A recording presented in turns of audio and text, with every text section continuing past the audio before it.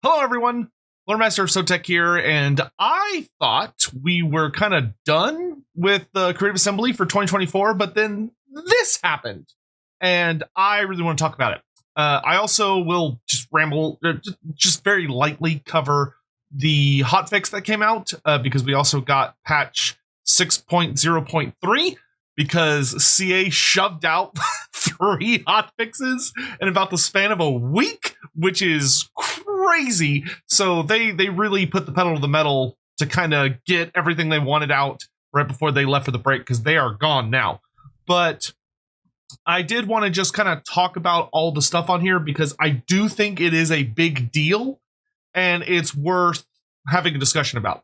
So this one is by far the most important. We'll talk about the patch at the end because it's just some little stuff, though I do think it's worth examining because it is interesting.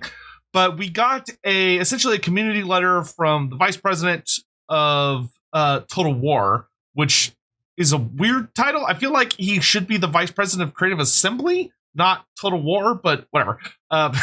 So we got Roger Collin here.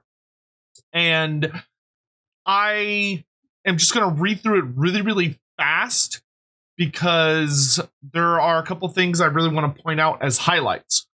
So he notes that this week they've been resolving issues with Omens of Destruction, which is fine. They've been working on balancing the game to try and make it a good mix for everybody, because there is the ultimate situation of that people have very different tastes when it comes to how they prefer their Total War. Some people prefer more of kind of a wild, crazy, kind of overpowered experience. Others prefer the game to be as challenging as possible and to be like really difficult. There's no right answer. There's just different answers. So, you know, trying to get it where it's balanced in a sense of allowing people to do hopefully what they want to do without having to rely on an obscene amount of like mods to get it there. Obviously, if your taste is a bit more extreme, then you're going to require more mods. But, you know, there are always ways to kind of fine tune your experience as necessary. So with that in mind, they have, you know, put out the most recent patch, which I think was a very good decision because it does bring Khorne to a more reasonable state. Khorne was a little overtuned. As someone that had been kind of messing around with the various Khorne campaigns, they were very strong. So bringing those a bit down. But let's get into the meat of this article. So it says it was around this time last year that we released a different letter for the first time, acknowledging that mistakes have been made. And for those that don't remember or who are new to the franchise, basically around this time last year, we as a community were still kind of reeling a bit from the release of Shadows of Change. And it wasn't great. It was not a good time for the Total War community.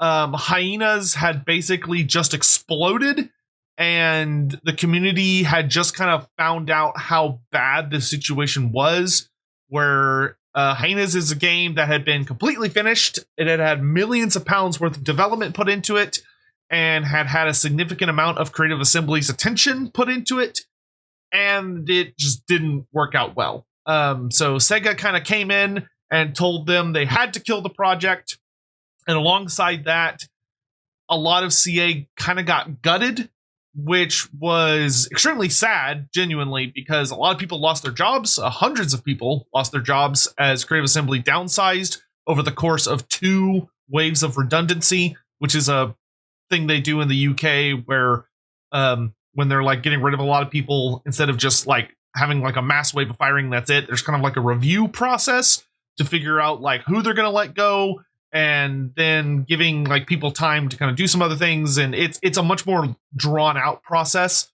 that hopefully is better for the people that unfortunately will have to like move on and find other things to do in the industry.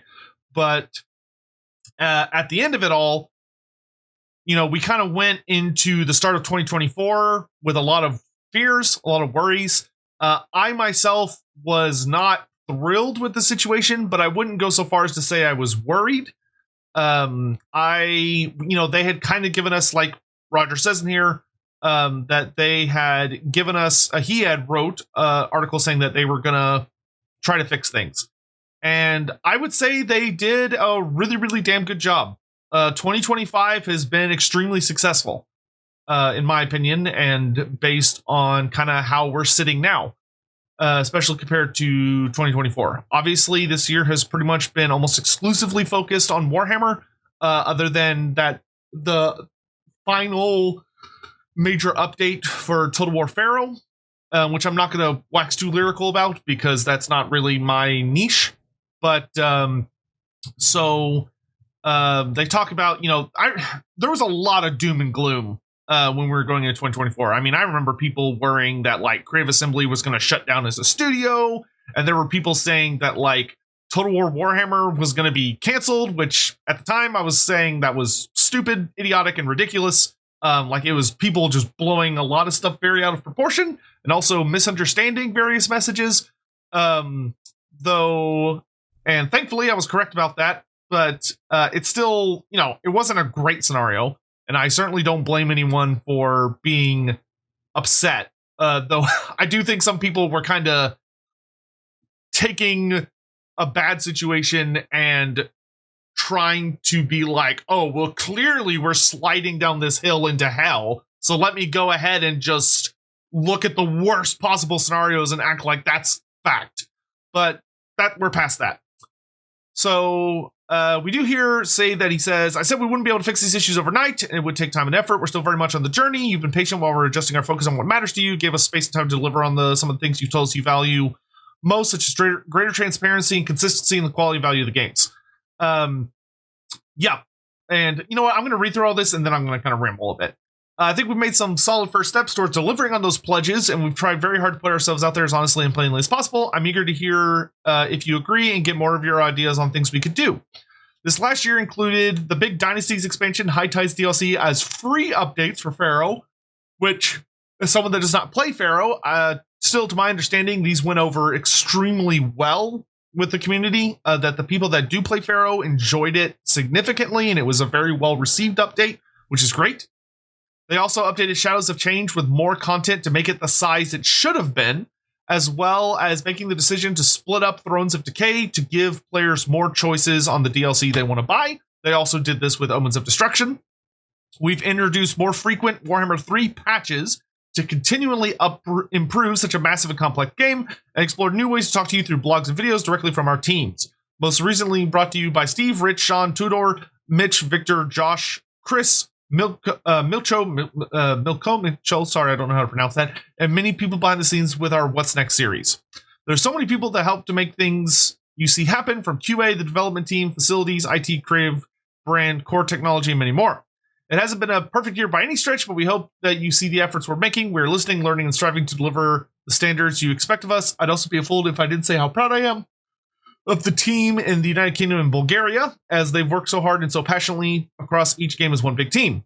Looking in the future, we're determined to keep our momentum by delivering on our pledges and actively looking for new ways to make more positive change. So this is where we get into some big announcements. Our approach to blood packs will change. For future Total War games, if they thematically require blood, then we will include the blood pack with the base game without the need for a separate purchase. This might mean an increase in our age ratings for future titles and how we potentially market our games, but we want the franchise to be as thoroughly immersive and authentic as possible. That's excellent. The blood packs have long been a very, very heavily disliked aspect of Creative Assembly, and it was a bizarrely unique thing to Creative Assembly. I'm not aware of any other franchise or any other game that has something where, like, a graphics feature that's bought separately that, like, takes the game rating up a level, like going from like teen to mature, I guess. Always thought it was very strange, and of course it always sat really bad with people that it was an additional purchase. Even though it was very cheap, it's still more money. You're paying for a full game, and then you also had to pay like another $4 or whatever, which might, is cheap for us here in the United States, but depending on how it works in other countries, might not necessarily be a cheap addition to the game in other places as the currency changes. But it was always a weird, not good feeling thing. And it never came with any true additional content, really, because there would always be something free that came with the blood packs. Like the very first blood pack, I believe we got the Blood Knights or the Vampire Counts as a free LC edition.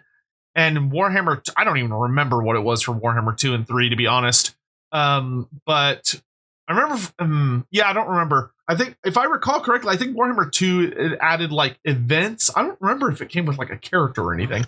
But it was always not a great look. And I'm glad that's dead in the water. I think it's good to not do that anymore. And I'm glad that they're, like, if you're gonna make your game for a more mature audience, just do it. Like, I don't know. I feel like in today's gaming market, the amount of people who would see or buy a Total War game that would not do so because of it maybe having a slightly higher age rating due to having blood in the base game is just not a realistic number of people. Like, in today's world, I feel like that community is basically non-existent. So, maybe like back in the day when you were buying like physical copies of games and you actually had to go into the store and there was someone there who would like maybe like verify your age and all that other nonsense, maybe then I could see the argument, but like nowadays, no, totally ridiculous. So I'm glad that's gone. The Total War launcher will be removed. I believe we all want a seamless Total War experience, and the launcher is a hindrance to that. We're working on a plan to remove its requirement, but want to ensure we have a mod management system in place before doing so. I'm not sure when this will come, but we're actively working on it. So, this one's a little weird in my opinion. I didn't really mind the launcher. I never really noticed it, I guess. Like, it's just it was literally one additional button, and the mod management system that you got through the launcher, I thought was very well done. So I'm not really sure who really wanted the launcher removed and why they really wanted it removed. Like, I don't know if someone was like, oh God, like I hit play on Steam and then the launcher comes up and now I gotta hit play on the launcher and that extra hit play is just ruining my day. Like, I don't get it. I'm gonna be honest with you. But maybe there's maybe there's like a logic or a system behind it. This one I thought was kind of okay, doesn't really odd, but if anything, like I'm kind of worried about if they're gonna do this for like the older games, because I feel like that's just gonna introduce something that is gonna kind of screw up the pretty smooth launch that, or like when you're launching the game, the pretty smooth launch we have now. Because I really like the current mod management. It seems like it works well. Feel free to correct me if I'm wrong on that and it doesn't in your experience. But in my experience, it tends to be quite fine. So I don't know about that one, but cool, I guess, whatever. Here we go. Factions will no longer be an early adopter bonus. This has been a divisive inclusion for past releases, so we want to ensure that what we're offering appeals to more players. If you'd like to support us through pre-orders, we will still ensure some form of bonus such as discounts, but as always, we are interested in hearing your suggestions through our community forums. That's a very good decision. Pre-orders have always been a very spicy topic and have only gotten more so as the gaming ecosystem, the gaming industry, has kind of gotten more and more toxic when it comes to gaming companies having a very nasty, ugly relationship with gamers. Of that, the vast majority of people who play video games and are consumers do not trust the companies that are making the games. Very understandably, because a lot of them are incredibly greedy and are just doing everything they can to try and get people to buy games that are not finished, or try and get people to buy games that they promise will be able to do one thing, and then when you actually get the game, it's not capable of said thing, or it's just worse than it was being initially showcased as. And it kind of became this thing where, there's this saying where you're like, never pre-order, never pre-order, never pre-order. And it's like a whole thing. And it was always particularly odd with Total War of that they offered something genuinely very enticing, which was you get a bonus faction. With Total War 1, it was the Warriors of Chaos. With Total War Warhammer 2, it was Norska, funny enough. And then with Total War Warhammer 3, it was the Ogre Kingdoms. And it was kind of an inescapable, no matter how authentic Creative Assembly was being with, we want to just give you an additional toy. There's just no real good way to look at it, really. Like, take it from me, as someone that was fully on board with this, because in my head, I'm just like, oh, I get a 5th faction. That's a whole nother toy to go along with my 4 other toys. Fuck yeah. Like I was elated because I just wanted everything in the game. But like, I don't think there is a viable, reliable way to argue against the criticisms of when people would say, okay, well, I don't like this because the development that went into the Ogre like I'll just use the Ogre Kingdoms. You know what? Let's use the Warriors of Chaos. We're going to use the Warriors of Chaos as an example because I think it's a better example of when that was initially announced. It went over super poorly. The Warriors of Chaos, funny enough, was like the only race announcement trailer, if memory serves me right, that had like incredibly higher dislikes to likes because everyone was so pissed about it. And it was a situation of, if the Warriors of Chaos were already gonna be in the game, why are you making a separate piece of content to make them playable? Shouldn't they just be playable in the base game? And Creative Assembly would turn around and say, well, the original plan was not to have them playable, which that wasn't that weird at the time. Like, Bretonia was also in the game and was not playable. Bretonia was not playable for a while. It was a free DLC that came later. But they came out and said, well, we weren't going to have the Warriors of Chaos playable at all. And then we decided, oh, you know what? Let's take our DLC team and let's put them on making the Warriors of Chaos into a fully playable faction. So we're going to add 3 legendary lords, which I think they have come to regret very, very deeply because of the whole Sigvald not being Slaanesh thing. That is it's turned into a whole thing. And him instead technically being an undivided Chaos champion, even though he's not, which is, once again, whole fucking thing. Can of worms. Not going to get into that until later in this video because there's something going on in regards to that. But it was, well, instead of making your DLC team work on that, shouldn't your DLC team have been working on the base game? So they had more hands-on. So they had more developers, more, people to work on it to make it a better game. And it's one of those things that I personally, a lot of people talk about it with a lot of authority. And I personally don't, because I don't understand how game development works. It is a significantly more complex process than a lot of people give it credit for, because I know enough about it to know how much I don't know about it, I guess would be the better way to put it. And for me, it's like, well, I don't know if it's just like, if these teams were not working on these DLC factions, they would be working on something else. Like, would they actually be helping with the base game, or would they just have been working on making the Beastmen faster? Is there a point where like a company should just it was just a whole can of worms. I don't want to like do the whole discussion because then I'm going to just be talking about it forever.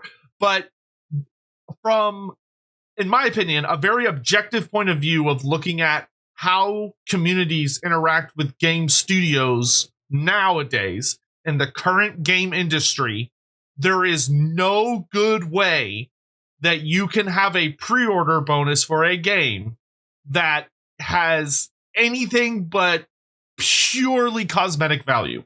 Like, it has to be purely cosmetic, not affect the game in any way, and even then some people are still going to be upset and criticize it.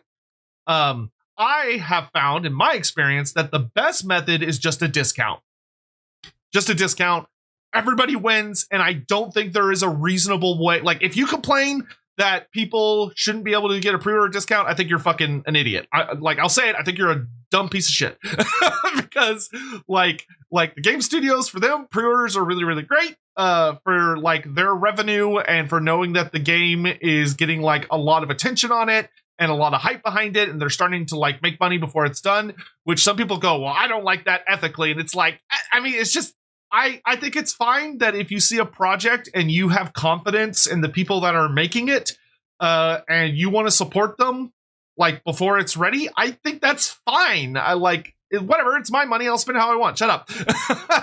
But I do agree that there's just no good way to put something meaningful as a bonus, because then it's a punishment for the people who don't have that faith, because either they've been burned by another company, they've been burned by that company, or they just have a higher personal standard, which is totally fine. That's totally fine. It's your money. You do what you want. I'm going to shut up about it.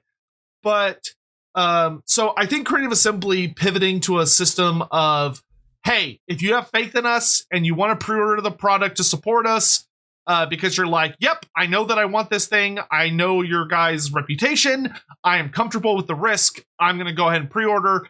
Offering a discount of like 10, 20%, I think is great. That's awesome, because that helps the consumer. They spend less money, and that helps the developer because they're getting that money early. I don't necessarily get why that is like so much apparently better than buying the game like later. Like, all I know is that companies are like fucking ravenous for pre-orders when they can get their hands on them. I'm sure there's some reason behind it that has to do with like marketing shit that I don't understand. So I'm not gonna worry about it. But I think this is a great idea. Because simply it just removes the ick factor. And any opportunity you could take in an industry to remove the ick factor, I think is something that, especially nowadays, companies should be jumping on with both hands. And then the final, very, very exciting announcement. And this genuinely caught me off guard. I had no idea about this. Sia had not told any of the content creators about this. Nobody knew about this before this announcement. If anyone says they did, they're a liar. But Shadows of Change will now offer, well, in the future, will offer individual purchase options alongside further updates to its featured races. We're working on a plan for next year, which brings key campaign changes to Kislev, alongside some smaller improvements for Tzeentch and Grand Cathay, while also providing anyone who hasn't purchased Shadows of Change with the ability to buy each pack individually, like we did Thrones of Decay. That is huge. That is huge. That is so consumer friendly. It is bonkers. They did not have to do this. They didn't. I think after back last January, February, whatever it was, where they released the update for Shadows of Change, where they gave us like all the additional legendary heroes, all the additional characters and the units and everything. I think they were like, okay, we're done. And I would have been like, yeah, that's fair. Like, that's fine. Obviously we need some updates and things for the campaigns and like the in-game mechanics. But for them to go back and say, okay, we're also going to go into the market and we're going to split up Shadows of Change to make it work like Thrones of Decay and Omens of Destruction, where you only have to buy one of the races, or you don't have to buy all three at once. You can just buy one, and if you have one, you get discounts on the others, is incredible. That is so consumer friendly, which is awesome. They did not need to do this. I really don't think a lot of people would have particularly noticed or cared, but the fact that they are doing it, I think should be applauded big time.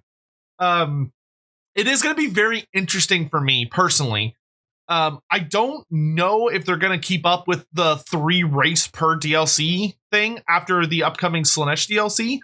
I think a lot of people that I know would very much like them to maybe do some smaller ones where it's like 2 factions and a 1v1, or, a brand new race, which isn't that much smaller, but might be smaller, but it also might be bigger depending on how you look at it. Because really, the only complaint I've heard about 2024 has been that people just wish there was more. where instead of the update to Shadows of Change, Thrones of Decay release, and Omens of Destruction release, people were, I know a lot of people that are like, I want 4 DLCs a year. I want 4 DLCs for Total War Warhammer a year, which I would also love that, but that is quite fast for how big a lot of these are.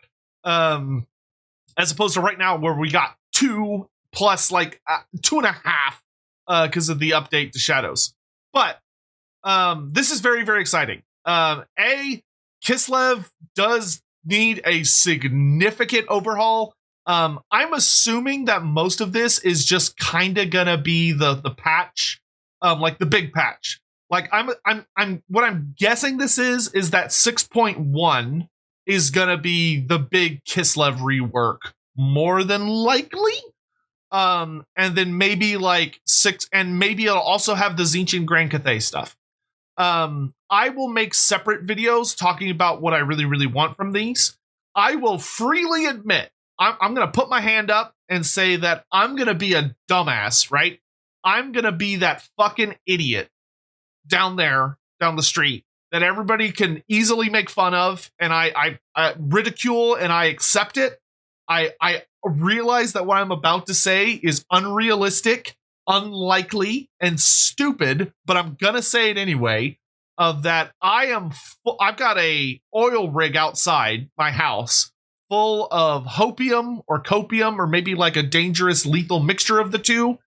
And my hope is that by combining these features and huffing enough of it, I can manifest into reality through my sheer will that we will get a free update of Egrim von Horseman. I am really, really hoping that as like the final nail in the coffin on Shadows of Change, the final like, hey, we know this was bad, but here's all these new units, here's all these new legendary heroes, here's all this stuff, and you know what? Here's just a final gift to make you shit yourself with joy. Here's an Egrim von Horseman Legendary Lord for Tzeentch. I would lose my mind and be so happy. I would be so happy. But we'll have to see what happens, because I want him so bad, especially for Tzeentch. Tzeentch is kind of a special case because the Changeling is just so unique compared to like what a normal Tzeentch campaign would be, where it's like, Kairos Fate Weaver is a normal Tzeentch campaign, but it's just Kairos. Where it says with like Nurgle, Kugoth, and Epidemius are both, and Tarmakon. All 3 of them are like, oh, these are Nurgle campaigns. Tarmakon's is a little more unique, but like Kugoth and Epidemius are like the typical Nurgle experience. Skulltaker and Scarbrand are the typical Khorne experience. It's just that like Epidemius and Skulltaker got some extra spice. They're like a little more jazz hands compared to Scarbrand and Kugoth. But anyway, so very, very exciting news. I'm very glad CA's doing this, and it's awesome and great and cool. And then next year's the 25th anniversary, which is kind of funny because it's the 25th anniversary. They've also basically said that they're not, I'm going to kind of fast forward through this, they are not actually going to be announcing any new projects until the end of next year, which I think goes to show and really demonstrates how much Hyena fucked them. Of that, I don't know the full details, but they had to cancel a lot of projects. Like, I know for a fact, that a significant amount of projects at Creative Assembly either got completely canceled, or they got shelved to be dealt with later once the financial and employment situation at Creative Assembly sort of stabilized. And I mean, it took them a while to stabilize. It wasn't like we came into 2024 and CA was like, all right, we're all like, we're good, we're back, we're fully recovered. I mean, it took several months for the aftershocks from everything that happened with Hyenas to stop. I mean, I would say probably till like April, maybe March. There were several months of this year where they were still having to go through a redundancy, and they were like, people were losing their jobs, and they were still trying to figure out how they were going to make things work. They were still shuffling people around on teams, and the whole thing was very, very difficult. And we're now safely at the end of it, and I think CA has ended 2024 on a huge highlight. A huge highlight. I think Omens of Destruction was excellent. Yeah, it had a couple like minor bumps, but they fixed the vast majority of them within a week right before the Christmas break. Which kudos to them. Thank you to the devs for putting in so much freaking effort. Great, awesome, cool. And it kind of seems like, somewhat amusingly, and probably to the despair of the historical community, that the 25th anniversary of Total War Warhammer, or Total War, is gonna be the year of Total War Warhammer. Unless something very shocking comes up, which I don't think it will. Like, kind of how they did that like random update to like Rome 2, I think it was. They did like a random update to it, like I think last year or the year before. Unless they do something like that, where they take one of the older games and like give it an unexpected release. From everything I have heard, like Pharaoh is done. It's completely done. There's no more content coming for it, to my understanding. Which could be wrong, but that's what I thought I heard when they released the update for it, is that they were like, okay, like this is everything, this is it. Which, if that's true, that may mean that next year there may not be anything except Total War Warhammer 3. Like that is it. That is the game. Which, if you're a Total War Warhammer fan like myself, is super fucking exciting, because I think that dream of getting 4 DLCs in a single year may actually be attainable, which would be great. I would love to see the Slaanesh DLC in, winter/early spring, and then maybe, a new race, a new playable faction in late spring, early summer, and then maybe like another big versus DLC that has 2 or 3 races in it in late summer, early fall, and then at the end of the year having like another new race. That would be fucking like, oh, golden. But let's see what happens. So this is really exciting. I'm not going to worry about all the like the stats and stuff for the year. Those are just fun for anyone that wants to look at that. I do find it very funny that Karl Franz is still like the king when it comes to like how many campaigns people play. Y'all, the Total War community, Total War Warhammer community has all these like delicious dishes from all over the world, all these different cool experiences, over 101 legendary lords to pick from, and the vast majority are a bunch of basic bitches being like, Carl's my man. The very first legendary lord of this game, that's my guy. I am not having anything but vanilla ice cream. I only like vanilla ice cream. Fuck every other flavor. Vanilla's king, which I have full respect for, because I'm a person like that when it comes to other things like ice cream. Actually, I'm more of a chocolate chip cookie dough myself, but I like things that have like vanilla as the core and then like little bits added. But anyway, that's a random fact you don't give a fuck about. So, yeah, very exciting, great, awesome, cool. I think this is super duper duper good, and I am very excited. I am gonna be, so as far as like future videos go for the rest of this year and going into early next year, I am currently working on my proposal for a Kislev rework, and I'm really fucking working hard on it. Trying to come up with a lot of really interesting ideas about how to make each Kislev faction feel great, and how to salvage the mechanics we have and preserve them as much as possible. So not being like, oh, just get rid of the supporter system and just like throw it in the trash. I'm trying to be like, how can we make this fun? Like, how can we make this work instead of what it currently is, which is not very fun.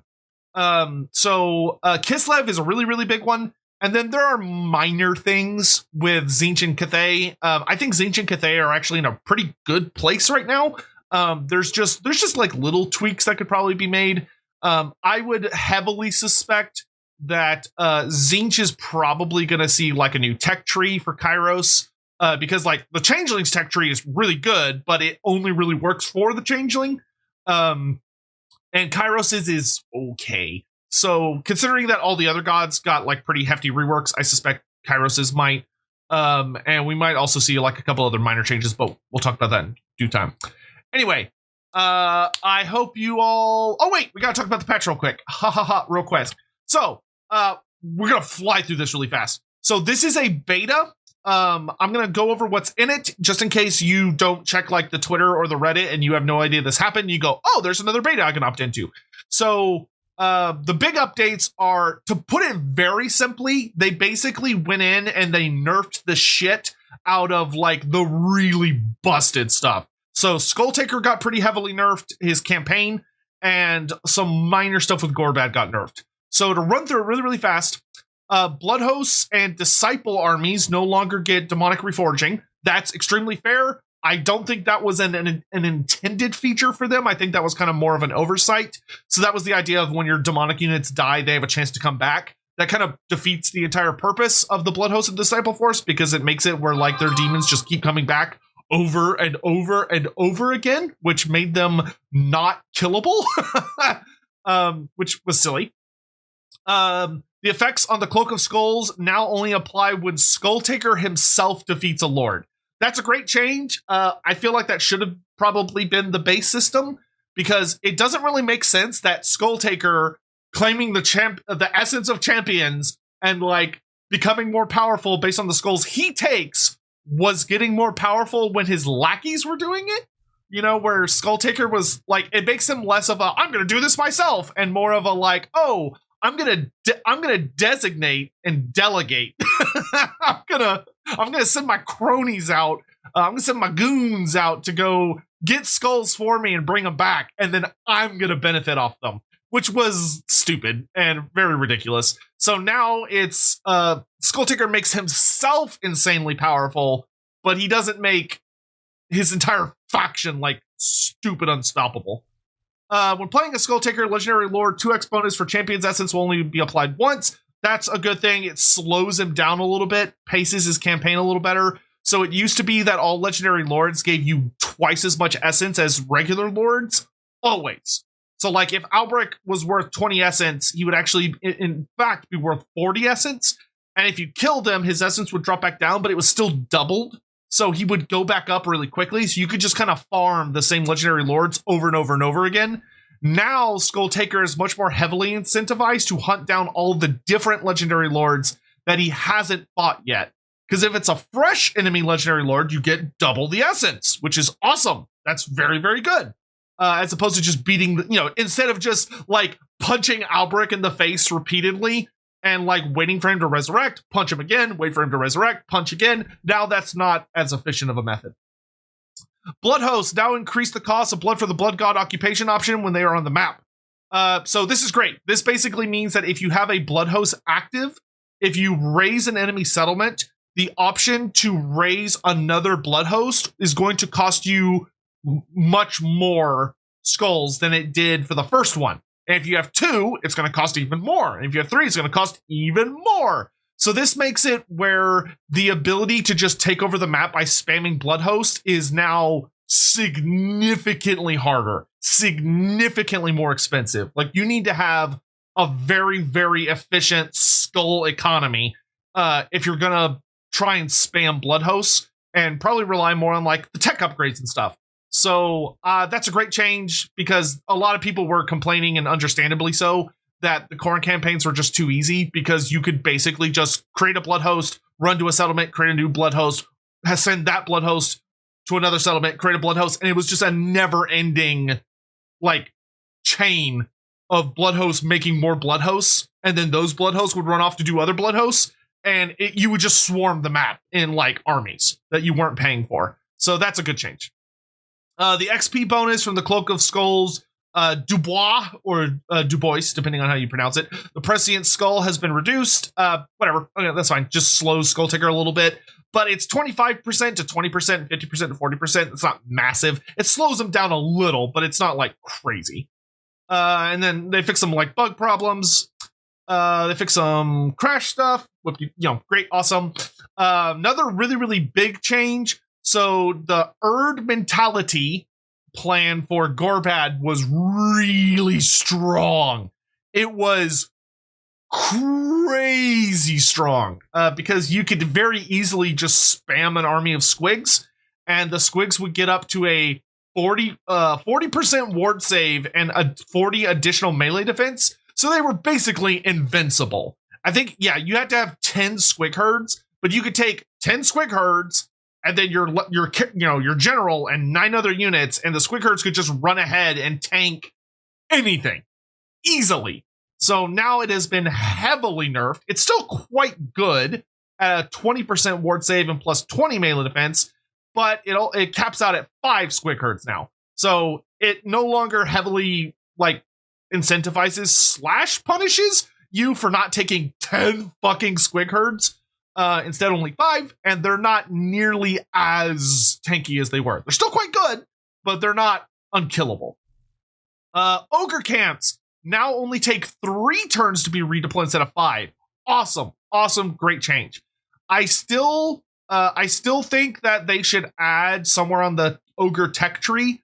I think there should be 2 techs that lower it by an additional turn.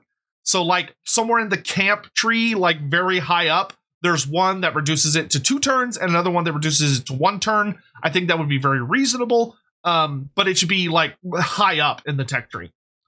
They fix some other just annoying issues. This one's pretty interesting. So Nasty Skulkers, Rogue Idol, River Trolls, and Snotling Pumpwagon base units have been added to the Omens of Destruction DLC. That's a pretty fascinating change that I'm going to talk about more in a separate video, because this is interesting. Basically what they did is they took several units that were in other DLCs, because the Nasty Skulkers the Nasty Skulkers are from the Warden the Paunch DLC, and then the Rogue Idol, River Trolls, and Snotling Pumpwagons are from the what did I say? The King and the Warlord. Sorry, I think I may have said the King and the Paunch. The King and the Warlord had the Nasty Skulkers, which is the Skarsnik DLC, and then the Grim and the Paunch, whatever the fuck they called it.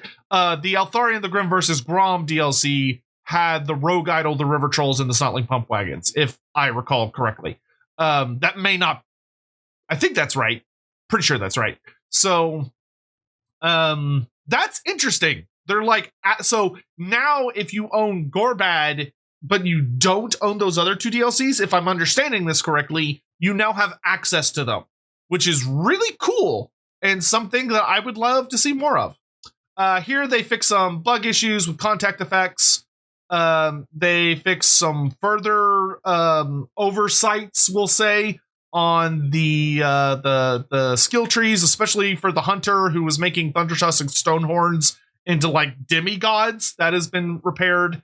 They fixed an issue on the Skink Troglodyte, Skink Oracle. Still waiting, I think, for them to fix the fucking Skink ethereal ghost you could summon at Hexwaddle. I still don't think he has spells, but we'll get there. All things a good time. And then the last big thing is that let's see, they added Siege Attacker to some units that didn't have it. Apologies, I've got a phone call. And here's the information on how to do the beta. So you can go down to properties, go to betas, and you can go on to patch 6.0.3, which I would highly recommend. So with that, that's everything in this video. I hope you all, please let me know your thoughts down below. I'm really, really curious what you thought of all the announcements from Roger. If you have any thoughts about patch 6.0.3, I'd love to hear those as well. But I'm deeply, deeply curious what you think about what Vice President Roger had to say to us, and all of the announcements about the future of Total War and Total War Warhammer, and what awaits us in 2025. So thank you all very much for watching. I'll be back very, very soon with a lot more videos, because there's a lot of shit we got to talk about. And as we are going into Christmas and the New Year, I'm going to be mostly talking about what I'm hoping to see in the Slaanesh DLC and the various factions that I think would be great to come with it, and what units and stuff would be there. And then once we're in the New Year and CA is kind of getting back into the office, that's when I'm really going to start focusing on what I want to see in the Kislev rework, Zinch, etc., etc. and go from there. So thank you all very much for watching. Hope you have a lovely day. And have a Merry Christmas, all that. In the case, I don't know when my next videos are coming out. Y'all know me, I'm inconsistent as fuck, but I work on Slon time. So yeah, please take care. Thanks for watching. Bye.